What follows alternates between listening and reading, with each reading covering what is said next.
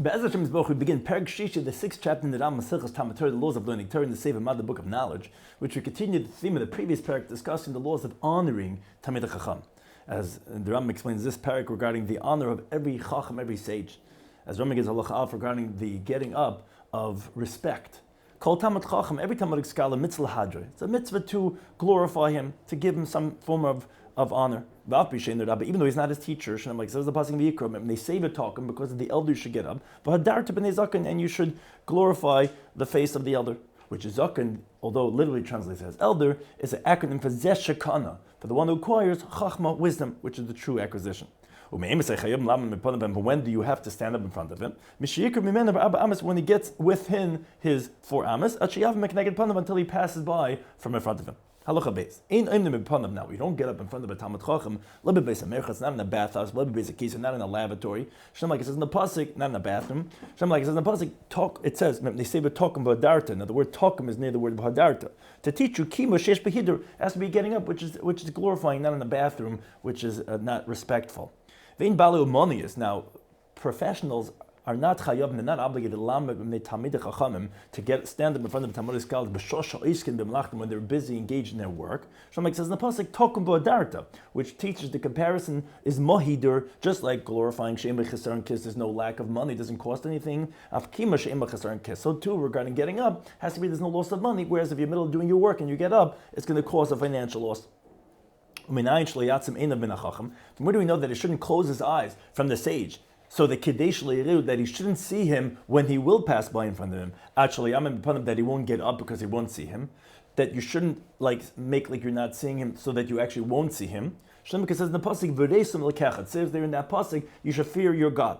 Which anything that's given over to the heart, which no one could see it. Only the one who does it knows the truth. But it says over there, you should fear your God, which is Hashem who knows what's really going on in your thoughts, that you're attempting not to show the honor to the sage. Halacha Gimel. Now it's still not appropriate for a sage that he should cause an exertion on the people. And he'll deliberately direct himself so that people should have to stand up. No, rather he should go in the shortest way. And he should focus that they should not see him, that he shouldn't make them go through the effort to stand up. More of a chacham, the sages, they would actually go around. They would go on the outside, where the ones who recognize them are not over there, so that they shouldn't make people go through the effort of getting up for them. Now, riding is like walking. Just like you stand up for a sage that's walking, so too you stand up for the one who's riding. In other words, you shouldn't say, "Oh, well, he's sitting," and therefore, like when the sage is sitting, you don't have to get up. No, we say it's like considered a form of walking, which is a way of transportation. Halacha hey. If there's 3 that are walking on the road, Harav Be'emtza, the teacher, he's in the middle. Gadol Miminoi, the greatest of the next is from his right. V'kat Mismele, and the lesser of the 2 is from his left. Halacha Vav. Harei Chacham. Someone sees a sage, which in this context it refers to one of the members of the Sanhedrin. He doesn't have to stand up for in front of him until he gets within this individual's 4 amas. And once he passes, that person could then sit down. Ra'av Bezin, who he was the second in the highest position, what's called the head of the court. You have to stand up in front of him when you see him already at a distance as far as the eye can see. And the person cannot sit down until he passes by behind him 4 amas, a distance of 4 amas. If he sees the leader, which he's the head, the highest of the Sanhedrin, he has to stand up in front of him as far as the eye could see. And the person cannot sit down either until the Nasi sits in his place, or until he's as far already so far past that he's already beyond where the person could see. The head of the Bezdin, the Nasi, who he pardons regarding his honor that you don't have to do this for him, his honor is pardoned. When the Nasi enters into the Beis HaMedrash, all the people stand up. They don't sit down until he tells them, Shebu, sit down. When the what's called the head of the court, but he's actually the second behind the Nasi, when he enters, they make for him 2 rows. They stand up on either side, those 2 rows. at shenichnas v'yashim kaiman until he enters and he sits in his place. Usharam, but the rest of the people yashim kaiman, they could sit in their spot. Halacha zayin, now chacham shenichnas, whereas a regular member of the Sanhedrin, when he enters, kol shegila ba'arba amas, whoever he gets into his dalet amas, oim l'fanav, that person has to stand up in front of him.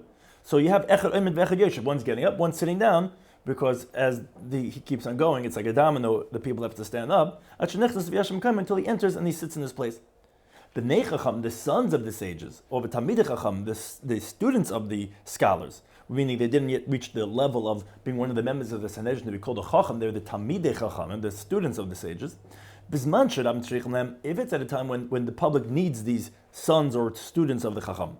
So Mekaptzim al Rosh Hayam, they so to speak jump over the heads of the people, because they used to sit on the floor and they would like step over them, and they could enter to go to their place. But it's not praiseworthy for the students of the sages that they come in last, and they have to step over people. Now, if he left for a need, let's say to relieve himself, then he could go back to his place. The sons of the sages, when they have intelligence to hear and to understand what's being discussed, so they turn their face towards their father, meaning like everyone else is listening, he turns that way to face his father.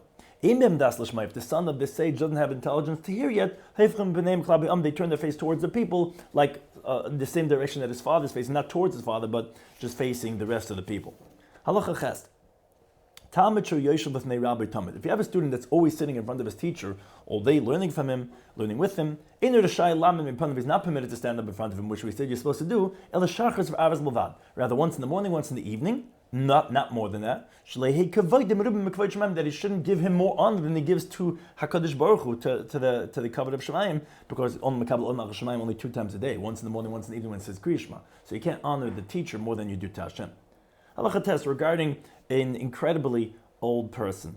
Mishu zaken muflig bezikne. If someone's a really old person, even though he's not a sage, you stand up in front of him. Even if you have a sage, but he's younger, has to stand up for an incredibly old person. But the sage doesn't have to stand up his full height to his entire posture. Just to show some type of respect. Even an old non-Jew, you show him some type of respect with words. He gives him his hand to support him. Says in the pasuk, in front of an elder, you have to get up, which sounds like any elder, no matter who and what he is. Halacha Yud, regarding the rights that a Talmud Chacham has. Talmudic scholars, they don't go out themselves, to do with all of the assembly of the community, bevinyan, with building, bechafira, and digging, shamadina of the country kids, or similar types of things. And the reason is that they shouldn't be disgraced in front of the ignoramuses that they're doing these menial labors. And you don't collect from them to pay for the building of the walls, and the fixing of the gates, paying for the guards, similar types of things. And neither for the gifts that are given to the king. You don't collect that from the Talmud Chacham. You don't obligate them to give the taxes, whether it's a citywide tax, meaning on the entire city, whether it be the individual head tax that every single person has to give. Krishna says the pasuk in Hosea, although they're going to give in the nations, now I'm going to gather them, and they're going to be a little bit released from the obligations of the king and the ministers. That's something that applies to people that are noble, and that includes Talmid Chacham. So too, the Talmudic scholar had some merchandise. We allow him to sell it first. We don't let anyone from the marketplace to sell until the Talmud Chacham sells first. So if he had a court case, he was standing there amongst all the litigants waiting to have their court case. We have him go first, and we sit him first and take care of his case first. Halachid regarding the disgrace and the excommunication of someone who disgraces Talmud Chacham. It's a great sin, lives this as a Chachamim, to disgrace, to degrade the sages, or let's nice to hate them. Yerushalayim was not destroyed until they degraded the Talmudic scholars. Like it says in the pasuk in Divrei Yamim, and they were disgracing in the agents of God, and they would degrade his words, and they would make a mockery in his prophets. In other words, when it says Beizim Dvarav, it means they degraded the ones who teach his words, which are the Talmid Chacham. Also, this that it says in the Teicha in Ve'imbuchu Kaisa Temasu, if in my statutes they're gonna be disgusted, it means Malamdechu Kaisa Temasu. It means that they were disgusted with the teachers of my statutes, which are Tamid Chachamim. Whoever degrades the sages, does not have a portion of the world to come. But Ibachal is included what it says in Bamidbar Ki Dvar Hashem Bazik, because the word of God he's degraded. Halachid base. Now, although someone who degrades the sages he has the ultimate punishment that he doesn't have a portion in the world to come. But in bo edim, but if witnesses come, shibizohu, that he degraded him, afil b'dvarim, even with words, chayiv nidu, we have to excommunicate the person. And the courts, they excommunicate him in public. And they penalize him a liter of gold, which is a certain measurement, wherever this would be. And you give that monetary penalty to the sage. Now, whoever degrades the sage with words, even after his death, the courts excommunicate that person. They only undo that communication when the person repents. But if the sage was alive, they actually do not undo the nidui until he appeases that sage who he was excommunicated because of him. So to the sage himself, he could excommunicate for his own honor to ignorant person who treated him disrespectfully. Doesn't have to have witnesses or any warnings. And you're not allowed to permit that nidu until he appeases the sage. If the sage dies, so then 3 people come along and they could undo that chayrim. If, let's say, the sage wants to pardon the person who is disrespectful and not to excommunicate him, that is his option. If the teacher excommunicates someone for his own honor, so all his students have to conduct themselves with the excommunication of that person. But if one of the students excommunicates someone for his own honor, so that the teacher does not have to conduct that person in a state of excommunication. But the rest of the people, the rest of the populace, they do have to treat that person in this nidui. So if someone was excommunicated to the head of the courts, the head of the Sanhedrin, the Nasi. So it's automatically considered a state of nidui for all of the Jewish people. But if someone excommunicated for all the Jewish people, in the Nasi, that does not automatically make that the Nasi has to treat him as if he's excommunicated. If someone's excommunicated to his own city, then he's for sure excommunicated to another city. But if he's only excommunicated to another city, is not automatically excommunicated for his own city, because another city towards his own city is like, for example, being menuda to the Talmud, which is not automatically menuda to the Rav. Allah Chidal continues regarding with those who are obligated to be excommunicated. But Medramum, where do we say this? That if you're excommunicated to the student, you're not automatically excommunicated to the teacher, and so to all those which is not automatically to the other one, is b'misha neduhu, it's someone that was excommunicated al shabiza tamid chacham, because he disgraced Talmudic scholars. But if someone is excommunicated for other things, as we're going to describe, that you're obligated for excommunication, then even if the smallest one amongst the Jewish people excommunicates him, then the Nasi, B'chol Yisrael, and all the Jewish people are obligated to treat this person as with excommunication until he repents from the thing that they caused him to be in nidr because of that, and then they undo the nidr. And for 24 things we excommunicate a person, bein ish, bein isha, whether it's a man or a woman, and they are as follows. Aleph number 1. Someone degrades a sage, even after his passing. Base number 2. Someone degrades the agent of the court.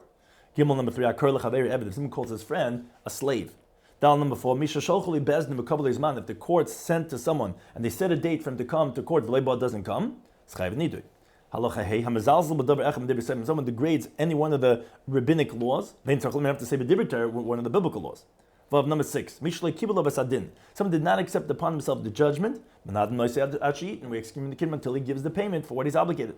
Zayin number 7. If someone has in his possession something that's dangerous, could go, for example, kelevra, a bad dog, or sulm ru'ur, or a shaky ladder, we excommunicate him until he removes that damaging element.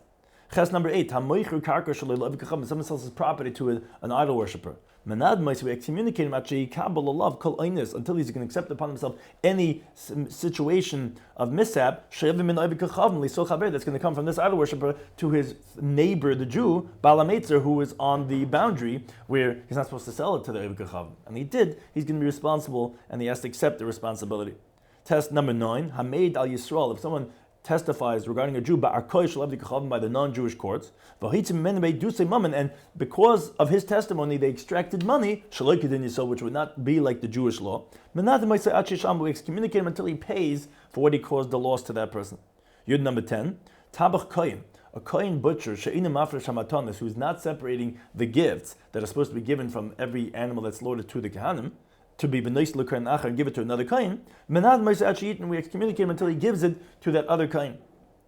Yudalf 11, hamachal yom tiv sheni shel golias. If someone desecrates the second day of Yom Tiv that is in the diaspora, av b'shominig, although it's a custom because we really know what's the first day of Yom Tiv, still that is a halacha, and if he disgraces that, he is excommunicated. Halachid beis. Ha'isam halacha be'erva pesach acher chatzais. Number 12 is if he does forbidden work after noon on Erev Pesach, which there was a rabbinic institution that a person should not be busy with work, so he could be able to prepare himself appropriately for the Seder and for the needs of the Yom Tiv. Yud Gimel number 13, Hamaskir Shem Shemaim Levatel. If someone mentions God's name in vain, or for an oath, but for foolish things. Yudal 14, if someone brings the public to a desecration of God's name. Tezvav 15, if someone brings the public to eat kachim, which are sanctified items, out of the Beis Hamikdash, out of Yerushalayim, out of the area where it's supposed to be eaten. Tezayin 16, hamachashim shanim. If someone calculates the years, if it should be a leap year or a regular year, or a kevei chadashim, or he establishes if it should be a full month or a chedesh chaser, 29 or 30 days, if he does that b'chutz la'aretz, out of Eretz Yisrael. Yudzayin 17, hamachshalas, even if someone causes a stumbling for a blind person, whether that be literally or figuratively. Yudches 18, if someone holds back the public from performing a mitzvah. Yudches 19, a butcher that they find that there was not kosher that he's selling, meaning it had a mortal defect that was not really valid to be eaten. Chaf number 20, a butcher that does not have his knife checked in front of the sage, where he has to check to make sure that it's a good knife that you could check with. Chafal 21, if someone causes himself deliberately to have an erection, not in a meaning not through that of intimacy, but rather just to cause himself to have an erection. Chav Beis 22, if someone divorced his wife, and he makes a partnership between him and her, or business dealings, that cause them to have to be together, which is inappropriate because they already have an intimate relationship, but they're not really married. So when they come to court for whatever matters, then we excommunicate them, which probably is their new business relationship is going to cause them to sin because they're obviously very friendly.